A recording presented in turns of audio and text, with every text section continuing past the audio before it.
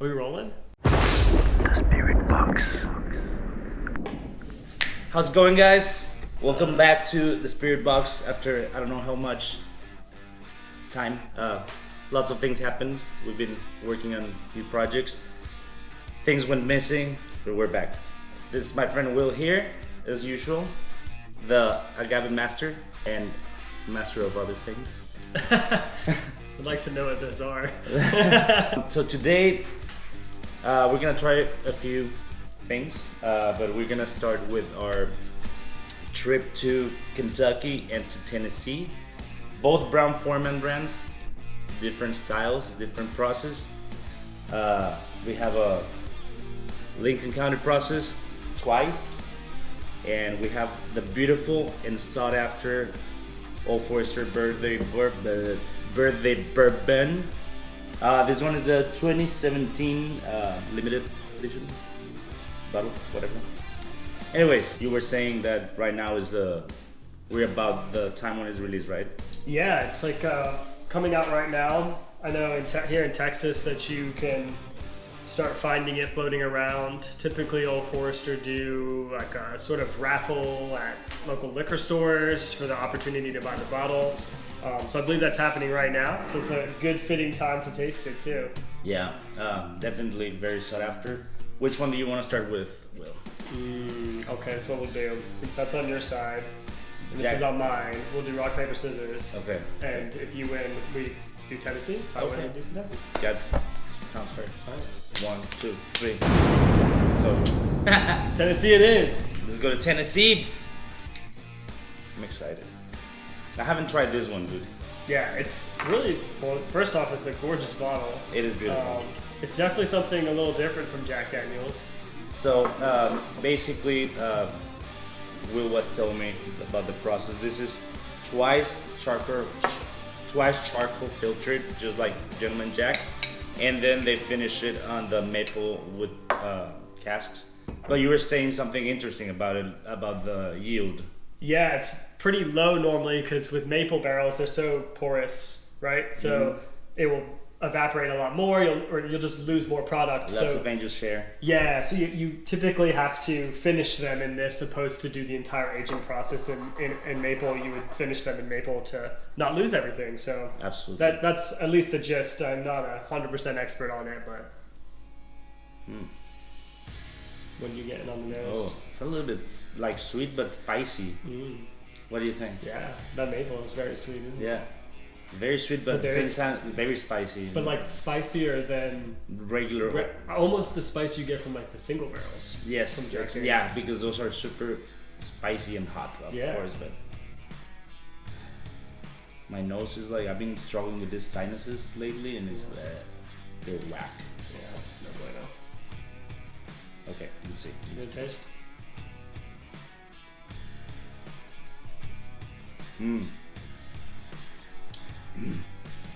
Lots of cinnamon. It's just super smooth too. It's very smooth. Like, surprisingly, not surprisingly, but I mean, because we always say this about Jack Daniels, how you start with the old number 7 is like, it's a little bit very rough around the edges. It's not my cup of tea, but everything else that Jack Daniels has, it's amazing. They have the single barrels and now that they have the triple mash and the bottle and bun, we should show them later at some point. We should do a video about that shot that we've been enjoying. Oh, we should definitely do that. But what are your notes over here, my brother? Yeah, I mean, you pretty much nailed it. Pretty sweet, but the barrel notes are quite strong from it. Very toasty, and charry, and you can tell that's coming from... The minerality is very, very high too. It is, yeah, it is. I just wish that this came as one of their high proof expressions. Yeah, what is it at? It's at 80 proof. Oh, yeah. Okay. If it was at a higher proof, I think it would be even better. Like, let's say at a 45%, like 90 proof. I think it would have a little bit more body. I think it could, yeah. Like, because I feel like it has a great profile, but it thins out in your mouth really. Like, there's no viscosity that Right. I wish it had a little bit more body. I get like, it's almost like sweet at the beginning, and then there's a barrel finish, and everything in the middle just sort of dissipates, goes away. Yeah, it dissipates Yeah. because of the thin. It doesn't coat your mouth. Right. It's gorgeous, but the grains don't shine as much for me. I think it's a great expression though. Yeah, it is. And I like it a lot. I like the weight of the bottle too. It's a very heavy bottle. So it's a very hefty bottle. Yeah, it's really pretty. You can protect yourself with it probably Okay. in an emergency. Yeah, so just note over there. But yeah, it's beautiful. What do you remember was the price range in this? That's a really good question. I don't, but I want to say like 90, maybe 80 or 90. Let's find out right now. That's what I'm gonna. That's gonna be my Price is Right. So Total Wine has it for $87.99. Right in the sweet spot. Yeah, it's not a bad price. I mean, although it's not a bad price but for 80 proof juice, I don't know if it's like. I think that's a good point. If depending on what you're into, right? If you're the type of like whiskey drinker that really wants like proof is really important to you, then it can be hard to justify spending that on a. I wouldn't say that I'm a proof queen. Yeah. But just a regular queen. Yeah, an average one. But I mean, as somebody that has tasted so many bourbons and enjoys bourbon so much and whiskeys itself, I think whenever you're able to get bottled in bond bottles at the price range of $20, like Wild Turkey 101, which is not bottled in bond but is 101, or you can get Evan Williams bottled in bond for $17. Yeah. Old Grandad bottled in bond, So when you start seeing those things and you can prove them down to wherever you feel comfortable, as I think it's kind of like, I know it's rare, it's different. You know what? We didn't think about this. That you said that the yield is a little bit hard, so I can see that affecting the price. Yeah, I would imagine the maple barrel is a big part of the reason why it's priced like it is. Yeah, just losing a lot of it. It's just an interesting experiment. It is fun. Yeah. I'm sure there are others, but I don't know of any. Let's. You want to jump into the Old Forester? Yeah, let's do it. This birthday bourbon. So many people look for it, and let me cleanse my palate. I mean, Old Forester is one of my favorite brands. You know that. Yeah. And I rave about him all the time on the videos that we do, bartending videos, because it simply works very well. It does. It's a great product. I'm a big fan of the Prohibition style one. It's amazing, and especially because the recipe and the things we've said about the 1920, which you know much more about it. The specific things about Prohibition style Old Forester, but it's beautiful. It is. Yeah. They do a really good job with their like heritage specialty ones, for sure. And this is one of the best of that. This one or this one? I haven't tried the King Ranch, and I've been wanting to try it. Yeah, there's bottles floating around here, so we'll have to try to get our hands on one. Definitely, you have the means to do it. So. Yeah, well, and I think the idea behind the King Ranch is that it's they at King Ranch they took mesquite wood, their own mesquite wood that they made and put it into the batch to add to it. But yeah. Oh man! Here, I mean, totally different. It's it's a 180. It's totally different it's experience. like a switch of gear, change of gears. And right off the bat, you would not even attempt to compare these two because it's like apples and pears. Yeah, it's like apples and pears. Obviously, this comes at what proof? This one comes at 48%, so 96 proof. Math, well done. Hey man. Yeah. So also what's kind of cool is this gets released every year. But it has such an interesting nose that I cannot put my fingers, like candy. Yeah, for me it's like it's like apple, but then it's not. Yes. It's apple-y, but candy apple, but not candied apple. You know what I mean? It's like apple and candy, but not candied apple. Exactly, just like an apple. Yeah. Yeah. Almost like this is like, I don't want to use this word to downplay it because it smells so good, but there's almost like a Jolly Rancher apple. That's like kind a of sour apple. Yeah, it's like a sour apple, but it's not in a like downplaying way. Just like it's like an interesting molecular composition. It has. It is. It's.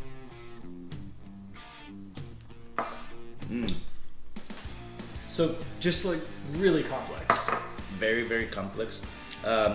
You want to tell us What's the process of selection of what goes into the bottle? Yeah. So they release this every year on their birthday. And I think every one of them every year is going to be a 12 year. So it's a total 12 years aging. But I got some notes here on this one because they're different every year. It's a completely different barrel selection and mingling of barrels. Okay. So it's a mingling of barrels. So this is 2017. 93 barrels came, and that's not even all. 93 barrels came from the 4th floor of the G warehouse. And so they picked 93. They mingled all that together, and then they took 27 barrels from the 5th floor of the K warehouse, and they mingled those. That's crazy. Those barrels that were coming out of the G warehouse were spicy, predominantly. And I can get that spice. Yeah. So 93 of them have a spicy forward note, and 27 of them from the K warehouse have a like a sweeter note. So that's where that like almost sweeter apple is coming from, and you can taste that balance like in the glass. It's insane because it's very balanced, and it doesn't drink like a 48% bourbon at all. No, it almost has like, I don't know. It's like I don't feel I could be tricked if somebody told me what do you think is the proof in this? Yeah, I would probably be like 43 maybe. I would probably be tricked. Yeah, I could. Yeah. Like an 80 proof, like 40%. Yeah, I mean, almost not like quite a little there, higher, but yeah, it's crazy. And you know what blows my mind about this? Like, people were like, okay, we're gonna taste over 100 barrels and select them individually to mingle them together. Like, I couldn't even begin to try to do that. That's quite insane. Like a lot of work. Yeah, it's so impressive. I don't know if you know this, but is it like the 12-year statement? Is it at least 12 years, or all of them are 12 years? That's a really, really good question. I don't know. It would be cool to know. I think like in general with whiskey, I'm not 100% sure, but in general with whiskey, like with rum, you have to take one of them. Some of the states you have to take. It's whatever the lowest is, exactly, right? Yeah. That's with bourbon, you gotta state the lowest one.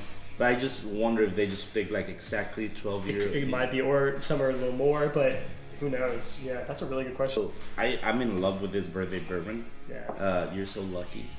It's 2017. Like I barely, it's special occasions, that sort of thing, because it's just something I want to keep around. I got this bottle the first year I moved to Texas. So it's like, I've moved to Texas. Here's my bottle that like represents that. Nice. And were you in the business already or not? Yeah. I was on the whiskey side at the time. Too. I was working in the whiskey world more, That's really cool. It was fun to get that. Before you got bitten by the tequila. Before I got hooked. Yeah. Fell deeply, madly in love with the world of agave. Yeah. No, this is amazing, and thank you for sharing with me, man. Yeah, of course. Now you know where to find it. Don't, Will. Don't tempt me. I'm gonna crash every time here at your place. Yeah. Imagine just hear me walking in the middle of the night. I'll just dead silent. I'll just be like sleeping, and all of a sudden you'll hear. That's how I know. That sound right there. Yeah. That exact pop. I'm like, oh. That's funny. Roberto's here with the Old Forester. Anything you want to add about this? I would just say that when you look at juice that's come from Tennessee versus Kentucky, there's such a big difference. Yeah. And one of the things that it's fun to clear up, because I think there's a lot of debate and misconception between the general consumers, is that Tennessee whiskey and bourbon, there are differences obviously that make them what they are. Yeah. But for Jack Daniel's, it meets all the requirements of being a bourbon, and then adds the step of charcoal filtering to make it Tennessee. Exactly. It's important to note though that doesn't mean it's better. It's just another step. Well, and there are bourbons that do the Lincoln County process. Sure. Such as Evan Williams does it. Totally. So it can go both ways. Yeah. But that's what makes something a Tennessee versus a Kentucky bourbon. See, this is a full-time product, so it's not often that Jack release new full-time extensions. Like now we have the triple mash and the bonded, which I'm so excited. I mean, I'm excited that they came out with that because they're such good expressions. And at a better price point because you go from the Gentleman Jack, you go all the way to single barrel, and it's there's a little gap. You're right. There's a gap that they totally nailed. Yeah. Because I can't speak for them, but in my eyes, that triple mash and that bonded were made for bartenders. It was like, Old Number 7 doesn't stand up that well in a cocktail. It's difficult to use. Single barrel's really expensive to use in a cocktail. So you're filling that gap. Yeah. Mind the gap. Mind the gap. Yeah. As we say across the pond. Across the pond. Look at that British. Hey. The British boy. But well, thank you guys for watching this video. Leave some comments. Tell us what you think. We're doing a lot more of spirit knowledge and tasting and other interesting things regarding spirit. So we're still gonna do some bartending stuff and tricks, but we want to start introducing a little bit more of the spirit knowledge and tastings and stuff for you. So you don't have to do it. We do it for you, and you don't have to. You just spend on what you think you like. But thank you for watching, guys, and give us some likes, some subscriptions, and we'll see you in the next video. Ciao.